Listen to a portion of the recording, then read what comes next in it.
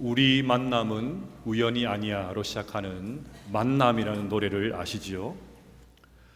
서정적인 가사와 애달프면서도 정겨운 멜로디로 국민 가요로 큰 인기를 받았습니다. 결국 가수 노사연 씨를 가수 왕으로 만든 노래입니다. 노래는 이렇게 이어집니다. 우리 만남은 우연이 아니야. 그것은 우리의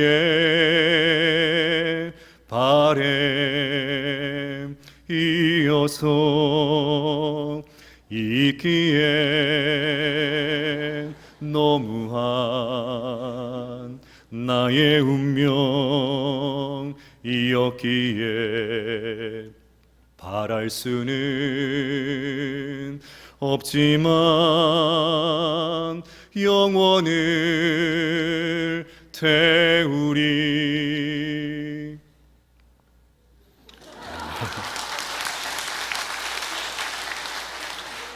박수 받으려고 한 건 아닌데 이제는 유행가까지 불러야 되니까 설교가 참 쉽지가 않습니다.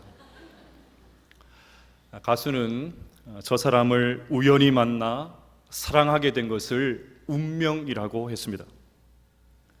그래서 어떤 일이 있어도 운명 같은 저 사랑 절대 놓치지 않겠다는 굳은 의지로 사랑해 사랑해 너를 사랑해 이렇게 노래를 마쳤습니다. 대중가요에 태클을 걸 그런 의도는 없지만 오늘 설교를 준비하면서 운명이라는 이 가사를 섭리로 바꾸면 좋겠다 그런 생각을 해보았습니다. 교회에서 섭리라는 말을 자주 쓰는데 뜻은 잘 모르는 경우가 많은 것 같습니다. 표준 국어 대사전에서 섭리를 세상과 우주 만물을 다스리는 하나님의 뜻이라고 했습니다.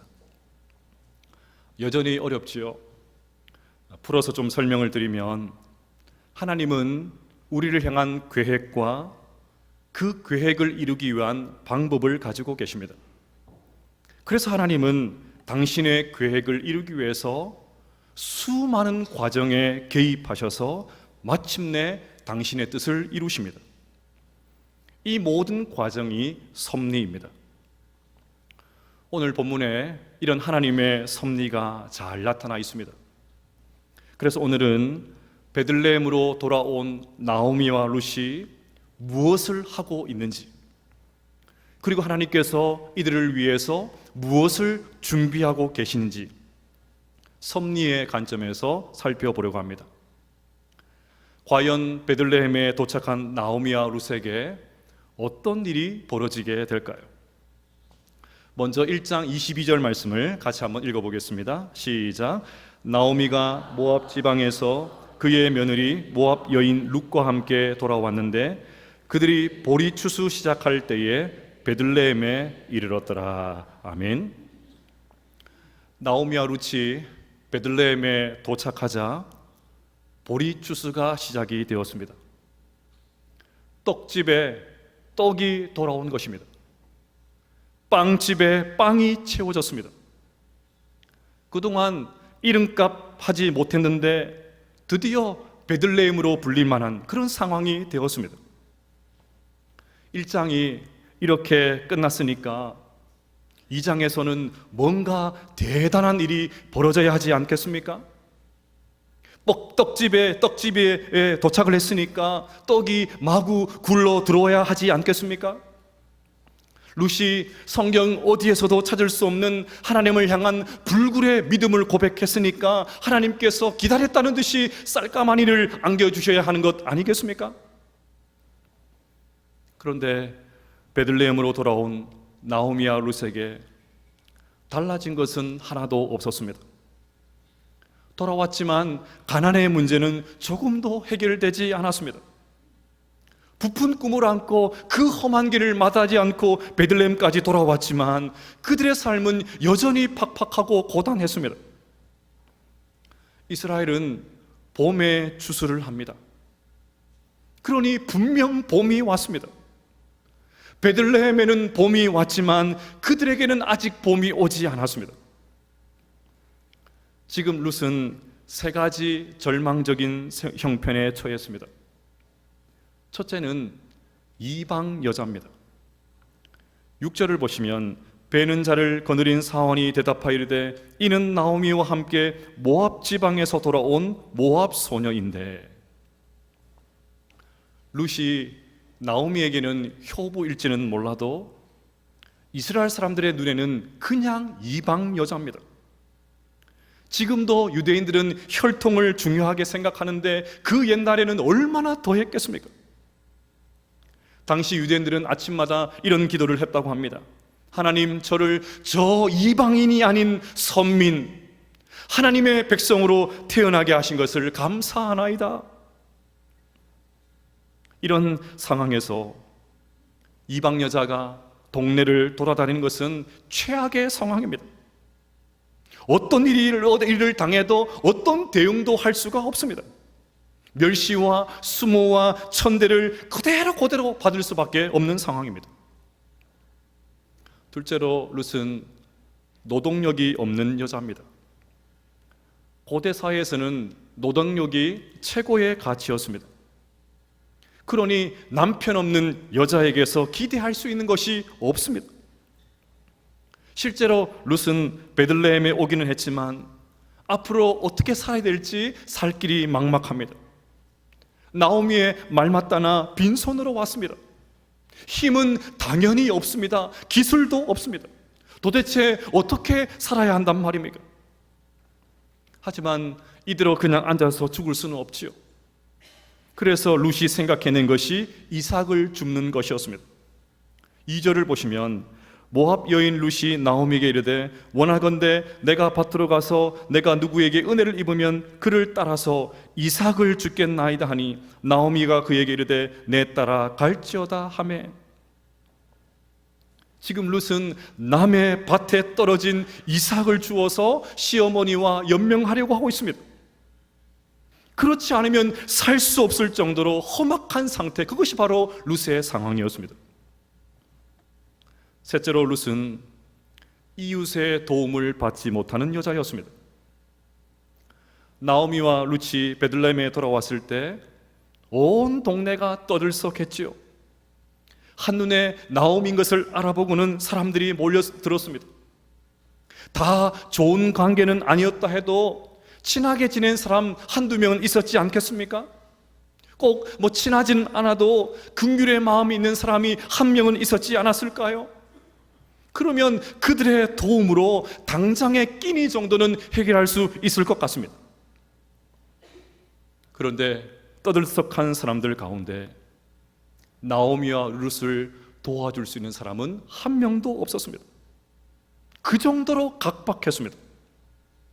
그래서 룻은 이삭을 죽기 위해서 낯선 밭으로 향했던 것입니다.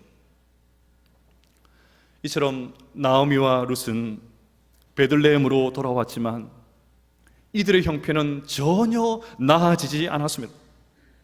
이삭을 줍지 않고서는 끼니를 해결할 수 없는 절대 빈곤입니다. 분명히 룻은 어머니의 하나님을 나의 하나님으로 모시고 살겠습니다, 엄청난 믿음의 고백과 결단을 하고 떡집으로 왔지만 여전히 그녀의 허기진 배는 텅 비어 있었습니다. 그러니 적어도 나오미와 룻에게 베들레헴은 그때나 지금이나 여전히 흉년이었습니다. 우리의 신앙생활이 혼란스러울 때가 바로 이 지점인 것 같습니다. 분명 하나님의 인도를 받고 결혼도 하고 사업도 벌이고 거처를 옮겼는데 일들이 잘 풀리지 않으면 마음이 어려워집니다. 틀림없이 하나님의 음성을 듣고 기도하고 순종해서 여기까지 왔는데 기대하는 일들이 벌어지지 않으면 생각이 많아집니다. 교회에 가면 문제가 된다고 해서 마지막 심정으로 교회를 찾아왔는데 도대체 문제가 꿈쩍도 하지 않습니다. 속았다는 생각이 밀려옵니다. 네, 믿음으로 선택하고 신앙으로 결단하고 말씀에 순종했지만 문제는 여전할 수 있습니다. 하지만 여러분, 그럼에도 불구하고 그런 상황 속에서도 믿음을 잃어버려서는 안 됩니다. 그럴 때일수록 더 하나님을 붙들어야 됩니다.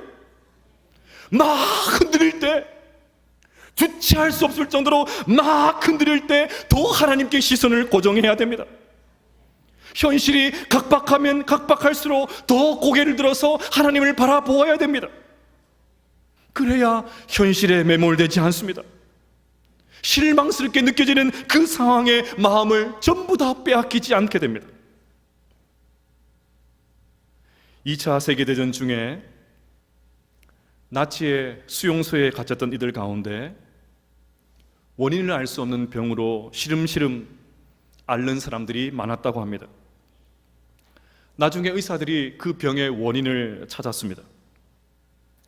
그들은 자기를 가두어 두고 있는 그 쇠창살, 철책만 바라보고 있었습니다. 반면에 똑같은 상황인데도, 전혀 달라지지 않는 그런 상황인데도 철책 너머에 있는 들꽃도 바라보고 무심코 흘러가는 저 하늘에 떠다니는 구름도 바라보는 그런 것들에 눈길을 주는 사람들은 그 병에 걸리지 않았습니다. 그런데도 이들은 자신들을 가두고 있는 그 쇠창살, 철책만 바라보다가 그만 마음에 병이 걸리고 말았던 것입니다.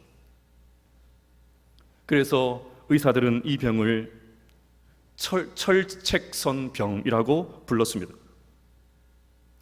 물론 원하는 결과가 나타나지 않을 때 실망스럽고 당황스럽지요.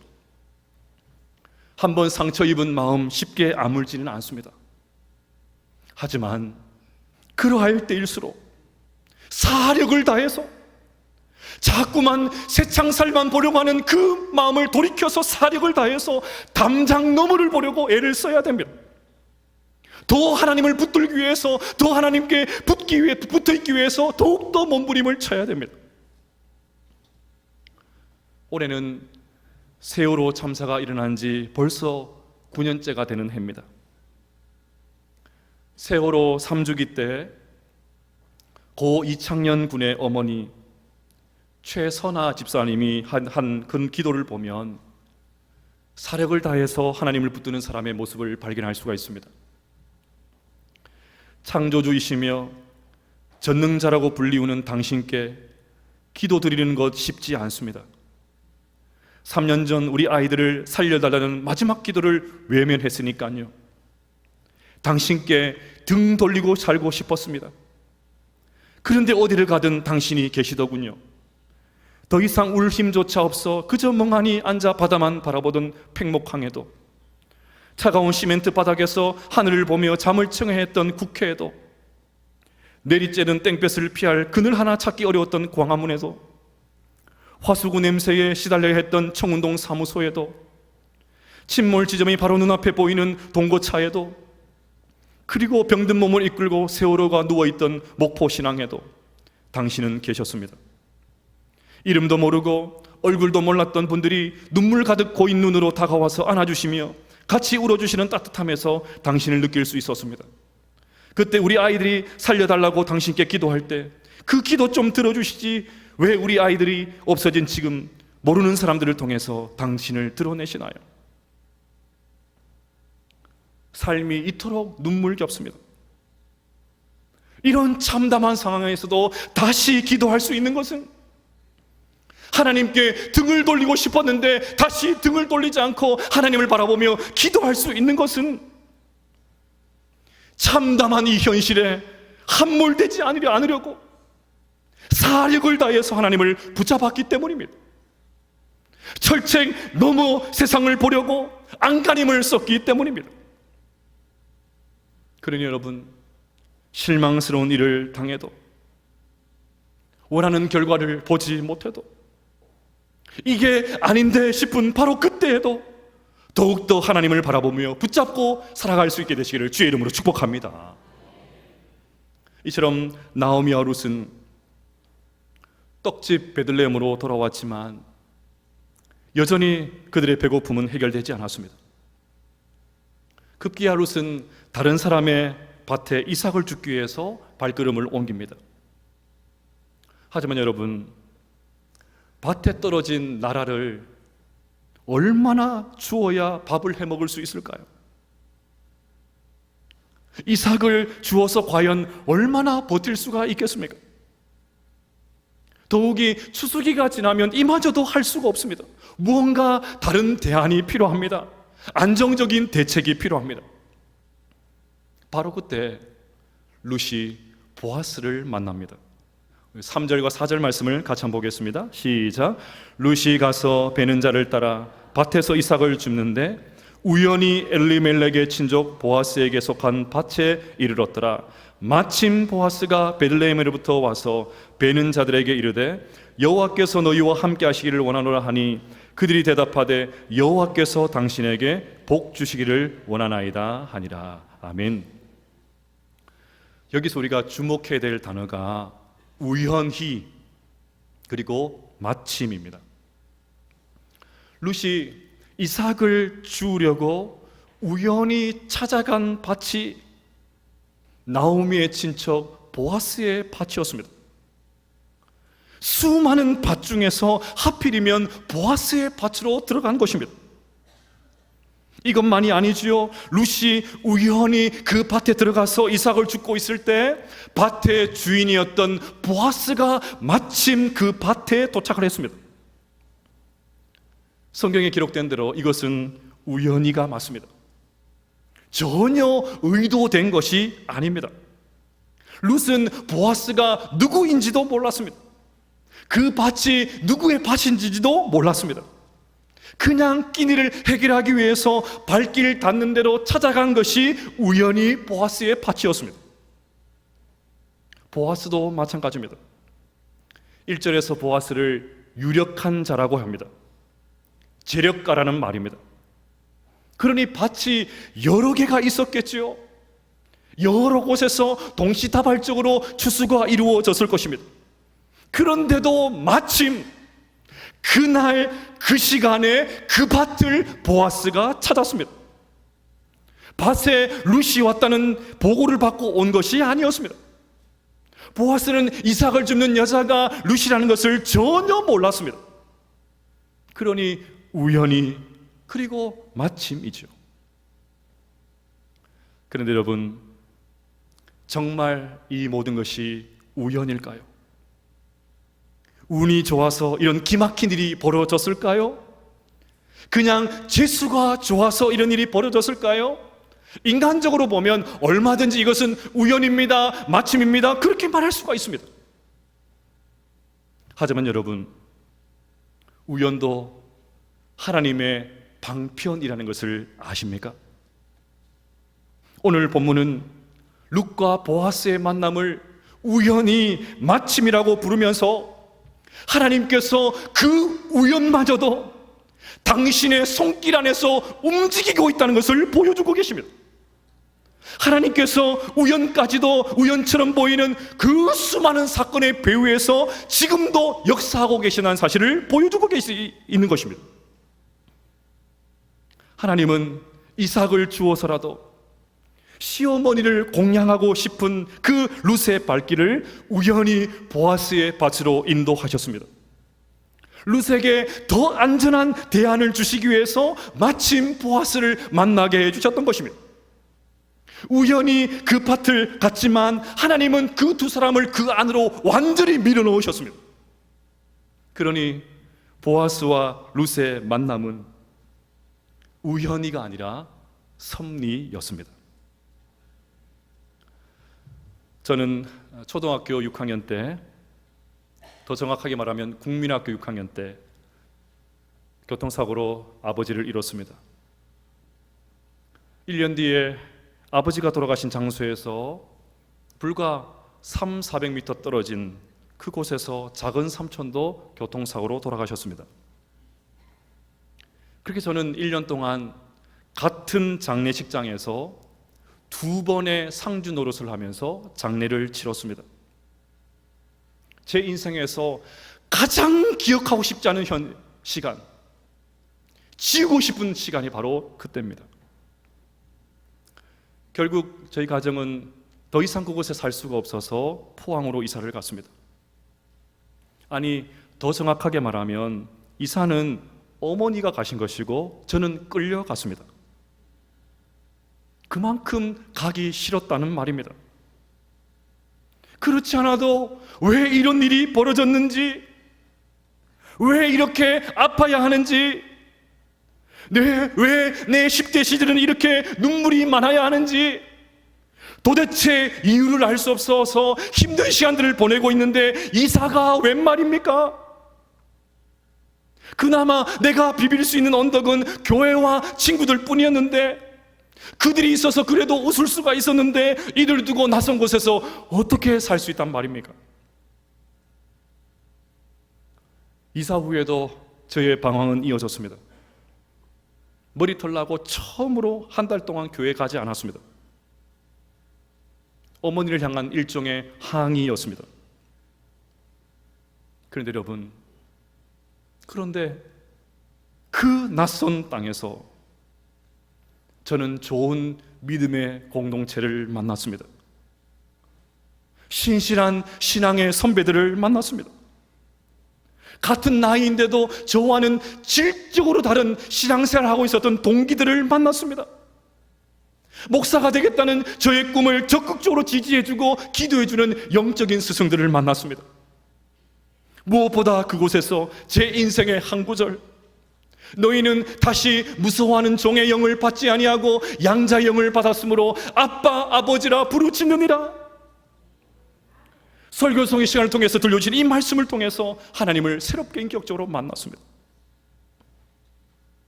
분명히 이사는 제가 의도한 것이 아닙니다.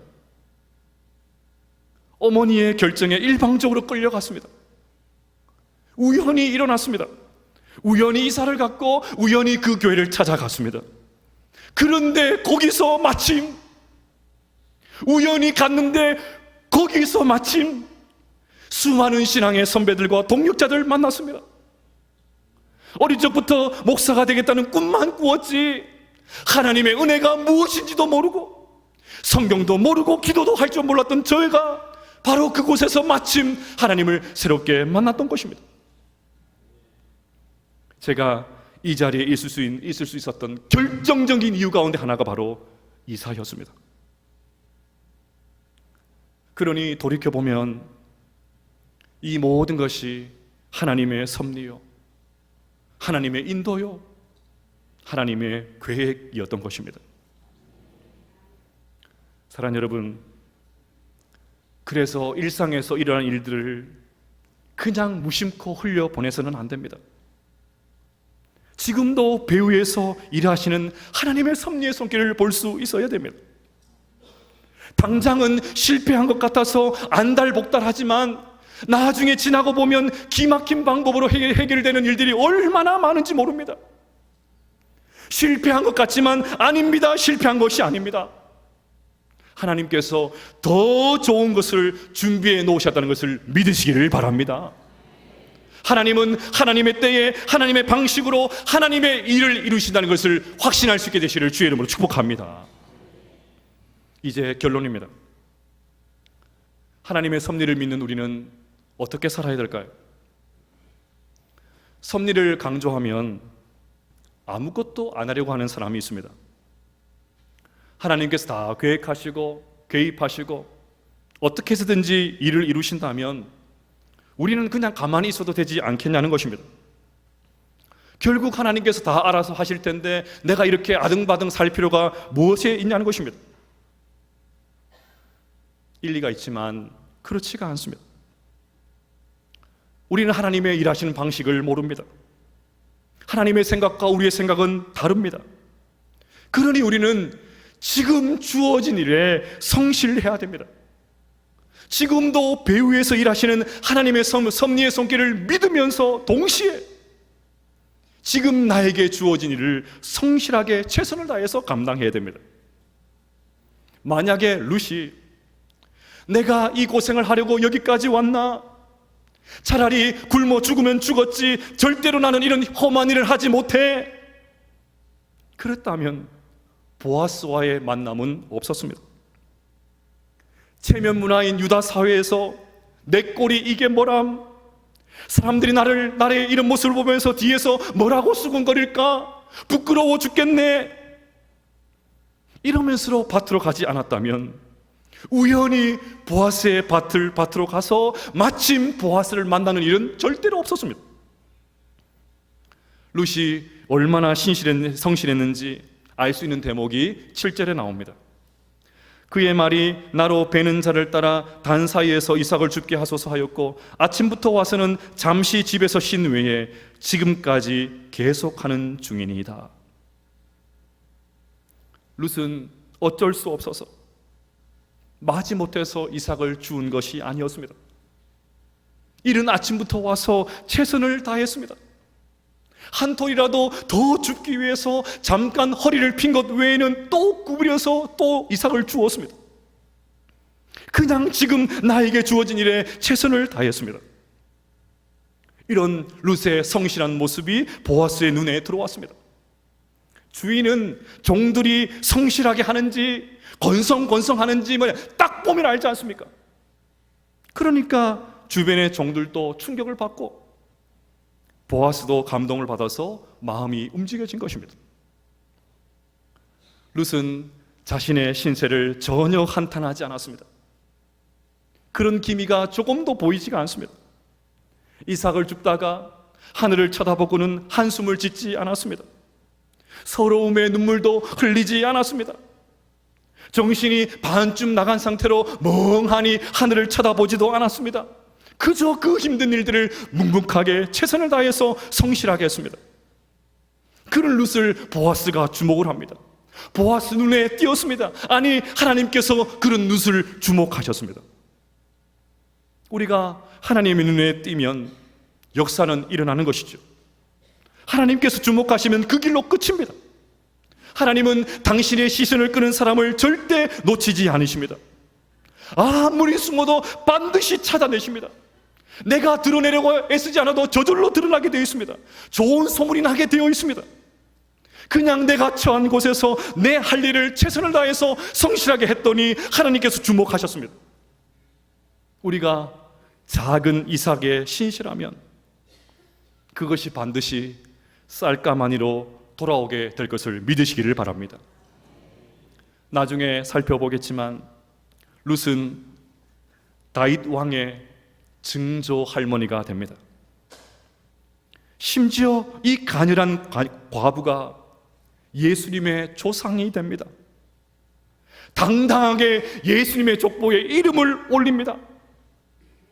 우리가 룻기를 읽지 않았다면, 룻의 이런 모습을 우리가 오늘 보지 못했더라면 그 이유를 모를 뻔했습니다.